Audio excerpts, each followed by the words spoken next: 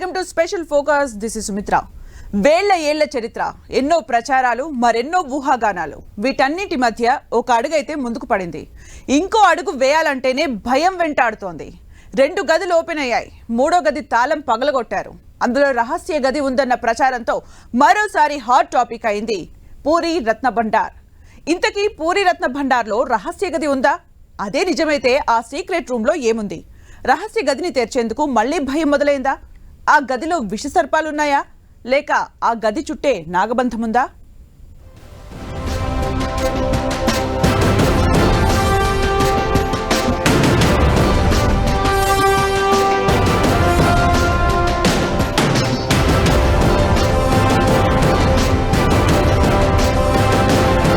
పూరి రత్న భండార్లో మరో రహస్య గది ఉందా?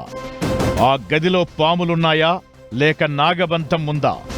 అపార సంపద, అంతులేని చరిత్ర చుట్టూ చర్చలు. పూరి జగన్నాథ ఆలయ చరిత్ర ఇవాల్టిది కాదు. ఒక్కరోజుతోనే దానిపై క్లారిటీ రాదు. రత్న భండార్ హిస్టరీ కూడా అంతే. టెంపుల్తో పాటు రత్న భండార్ చరిత్ర కూడా వేల ఏళ్ల కిందటి నాటిది. దేవదేవుని సంపదపై ఎన్నో కథనాలు ప్రచారంలో ఉన్నాయి. చరిత్రకారుల అన్వేషణలోనూ కొత్త కొత్త విషయాలు వెలుగులోకి వస్తున్నాయి. అనేక చర్చలు, అనుమానాల మధ్య రత్న భండార్ తెరుచుకున్నా ఇంకా సస్పెన్స్ కంటిన్యూ అవుతోంది. 3 రూములున్న రత్న భండార్ అయితే ఓపెన్ అయింది. ఉత్కంఠ నడుమ 3వ గది తాళాన్ని కూడా పగలగొట్టారు అధికారులు. అక్కడే అసలు కథ మొదలైంది. 3వ గదిలో మరో రహస్య గది ఉందన్న చర్చ జరుగుతోంది. ఇదే నిజమైతే 3వ గదిలో ఏముంది? అందులో ఉన్న ఆభరణాలు ఏంటి? అపార సంపద ఉందన్న ప్రచారం నిజమేనా అన్న చర్చ మరింత ఊపందుకుంది. 3వ గది ఓపెన్ అయ్యింది. నాగబంధం మిస్టరీకి ఎండ్ కార్డ్ పడిందని క్లారిటీ వచ్చిందనుకుంటున్న సమయంలో మరో రహస్య గది ఉందన్న ప్రచారంతో రత్న భండార్ రహస్యంపై మరోసారి సస్పెన్స్ కంటిన్యూ అవుతోంది. అసలు 3వ గదిలో రహస్య గది ఉంటే దాన్ని తెరుస్తారా? ఈ నెల 14న రత్న భండార్ను ఓపెన్ చేసిన అధికారులకు రహస్య గది కనిపించిందా అన్న చర్చ జరుగుతోంది. రత్న భండార్ 3వ గది తాళం ఓపెన్ కాకపోవడంతో కట్టర్ సాయంతో పగలగొట్టారు అధికారులు. ఆ సమయంలో అందులో ఏమేం ఆభరణాలు ఉన్నాయో తెలుసుకునేందుకు ప్రయత్నించారన్న ప్రచారముంది. అప్పుడు అధికారులకు ఇంకో రహస్య గది కనిపించిందా లేదా అన్నది మాత్రం క్లారిటీ లేదు. చరిత్రకారులు మాత్రం బల్లగుద్ది మరీ ఇంకో రహస్య గది ఉందని వాదిస్తున్నారు. పూరి రత్న భాండాగారం దిగువన రహస్య గది ఉందనేది కొందరు చరిత్రకారుల వాదన. అయితే గదిలోకి వెళ్లే మార్గం అంత ఈజీ కాదని, సొరంగ మార్గం ద్వారా వెళ్లాల్సి ఉంటుందని అంటున్నారు. ఆ రహస్య గదిలో విలువైన సంపద దాచిపెట్టారని చెబుతున్నారు చరిత్రకారులు.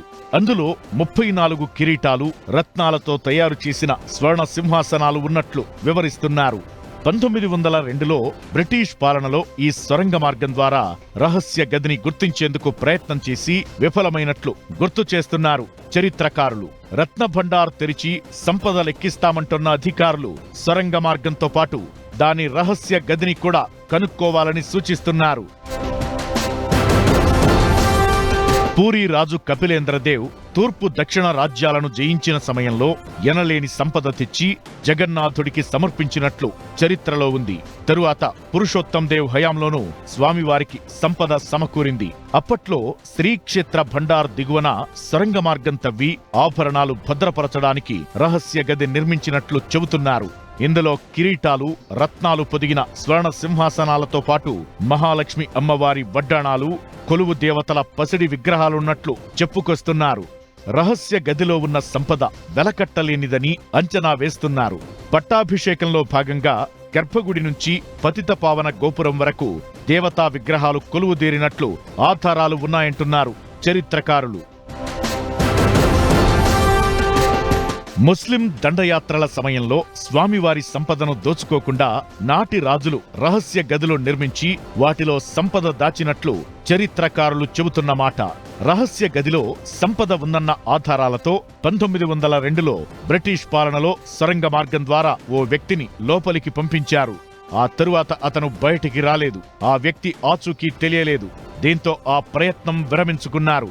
శంఖం ఆకృతిలో నిర్మించిన శ్రీక్షేత్రం ఆవరణలో రహస్య గదులు, మార్గాలు ఉన్నాయనడానికి ఆధారాలున్నా ఎవరూ కనుగొనలేకపోయారని అంటున్నారు చరిత్రకారులు. విదేశస్తుల దండయాత్రకి రక్షించడం కోసం ఆ సంపదని ఈ నేలలో ఉన్నటువంటి సొరంగ మార్గాల్లో దాచిపెట్టారని కొన్ని చారిత్రక ఆధారాలు, కథనాలు తెలుస్తున్నాయి. అయితే ఆధునిక కాలంలో ఇందుకు సంబంధించినటువంటి ప్రత్యేక ఆధారాలు లేవు. కొన్ని వందల సంవత్సరాలుగా ఈ కథనాలు ఒకళ్ళ నుంచి మరొకటికి వ్యాప్తి చెందుతున్నాయే కానీ ఇది ఖచ్చితమైన ఆధారం ఇక్కడ ఇలా ఉన్నది అని ప్రత్యేకంగా ఎవరు చేసి చూపించలేదు, ఎవరు తీసుకొచ్చి చూపించలేదు. దానికి సంబంధించినటువంటి రికార్డులు కానీ ఏవి మన దగ్గర లేదు. రత్నభండార్ లోపలి గదిలో నాగబంధం ఉందని, గది తెరిస్తే అరిష్టం వస్తుందని చాలా మంది నమ్మారు.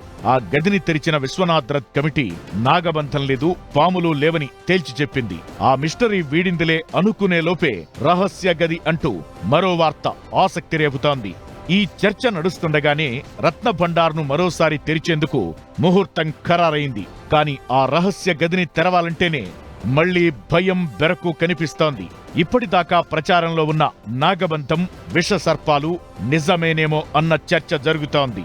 రహస్య గదిలోనే విషసర్పాలు ఉండొచ్చన్న అనుమానాలు ఉన్నాయి. లేకపోతే ఆ గదికి నాగబంధం ఉందా అన్న డౌట్స్ వస్తున్నాయి.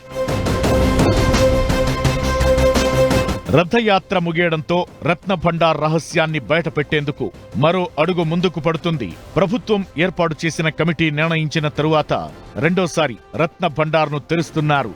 పూరీ క్షేత్రంలోని రత్న భాండాగారం లోపలి గదిని శ్రీ జగన్నాథ్ టెంపుల్ అడ్మినిస్ట్రేషన్ తిరిగి ఓపెన్ చేస్తుంది. 18న ఉదయం 9:51 నుంచి మధ్యాహ్నం 12:15 మధ్య రహస్య గది తాళాలు తెరిచి లోపలికి వెళతారు. అందులోని విలువైన వస్తువులను తాత్కాలిక స్టోర్ రూమ్ కు తరలించనున్నారు.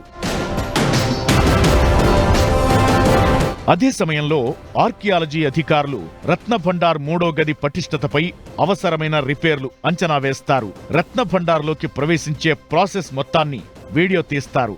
ఆలయ ఆవరణలోని తాత్కాలిక స్టోర్ రూంలో సీసీ కెమెరాలు, ఫైర్ సేఫ్టీ చర్యలతో పాటు అన్ని జాగ్రత్తలు తీసుకుంటున్నారు.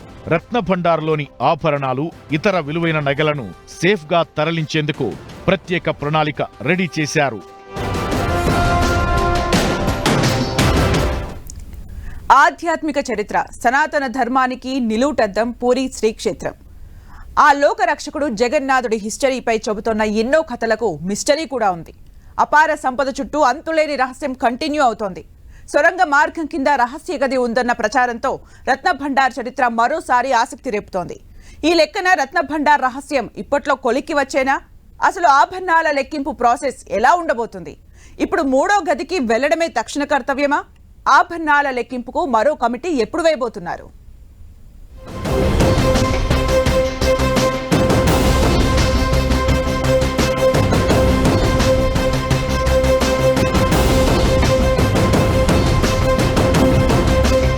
సొరంగం కిందే అపార సంపద ఉందా?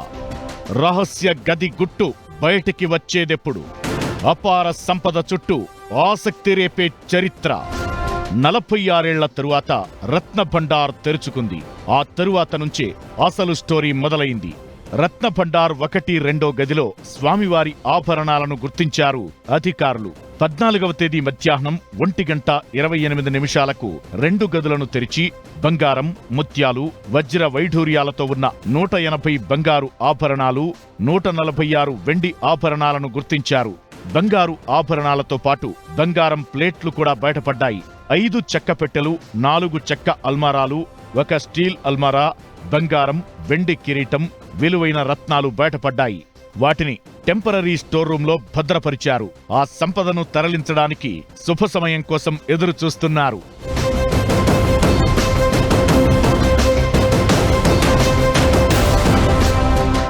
నలభై 46 ఏళ్ల తరువాత తెరుచుకున్న రత్నభండార్ గురించి ఆసక్తికర విషయాలు వెలుగులోకి వస్తున్నాయి.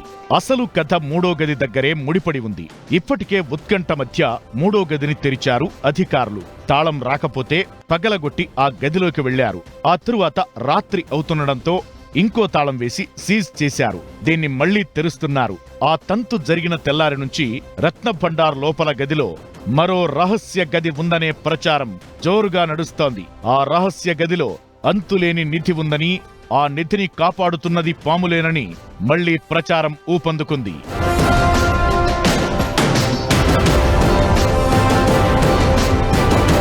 ధగధగ మెరిసే వజ్ర వైఢూర్యాలు, జిగేల్ జిగేల్మనే రత్నాలు, స్వర్ణాభరణాలు, కళ్ళు చెదిరే ఖజానా, వెలకట్టలేనంత విలువైన సంపద.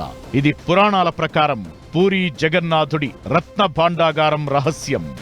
ఇప్పటికే అందర్ బాహర్ గదుల్లోని ఆభరణాలను తాత్కాలిక స్టోర్ రూంలో అయితే భద్రపరిచారు. మూడో గదిలో కూడా కొంత సంపద ఉన్నట్టు తెలుస్తోంది. ఆ నగలు, మిగతా సొమ్మును బయటకు తీసి మంచి ముహూర్తాన్ని చూసి వేరే చోటుకు తరలిస్తారు. ఆ తరువాత నగల లెక్కింపు కోసం ఓ కమిటీని వేయనున్నారు. ఆ కమిటీలో బంగారం, వజ్రాలు, రత్నాలను విలువగట్టే నిపుణులు, ఆర్బీఐ అధికారులు ఉంటారు. వీళ్లంతా ఖజానా లెక్కింపు పూర్తయ్యే వరకు నియమనిష్టలు ఫాలో కానున్నారు. కూరగాయల భోజనం మాత్రమే తింటూ మాలలో ఉన్న విధంగా నిధుల లెక్కింపులో పాల్గొననున్నారు. ఆ కమిటీ నిర్ణయించిన దాని ప్రకారం నగలు, ఆభరణాల లెక్కింపు జరగనుంది. విశ్వనాథ్ కమిటీ ఆభరణాల లెక్కింపును పర్యవేక్షించనుంది. అయితే నగల లెక్కింపు కోసం కమిటీ వేసేందుకు కొంత సమయం పట్టే అవకాశముంది.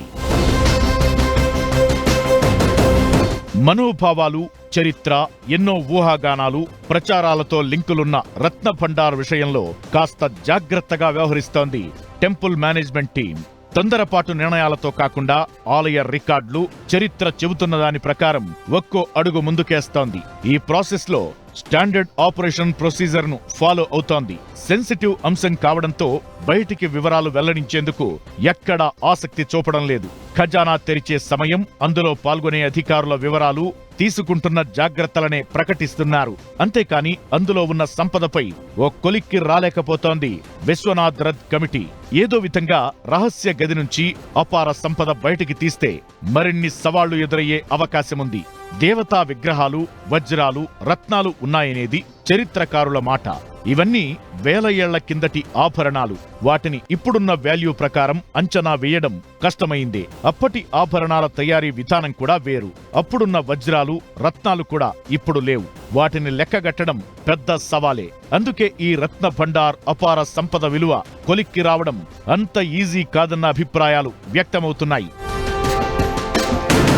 2 గదుల్లో ఉన్న ఆభరణాలైతే 1978లో లెక్కించిన దానికి దగ్గరలోనే ఉన్నాయని అంటున్నారు అధికారులు. ఇక బ్రిటిష్ కాలంలో 1805 జూన్ 10న తొలిసారి అధికారికంగా ఆభరణాలు, సంపద లెక్కింపు జరిగింది. ఆ రిపోర్ట్ ప్రకారం 64 స్వర్ణ రజత ఆభరణాలు ఉన్నాయని, అవి అత్యంత విలువైనవి అంటున్నారు. అవన్నీ వజ్ర వైఢూర్యాలు, కెంపులు, మణులు, ముత్యాలతో డిజైన్ చేసి ఉన్నట్లు చెబుతున్నారు.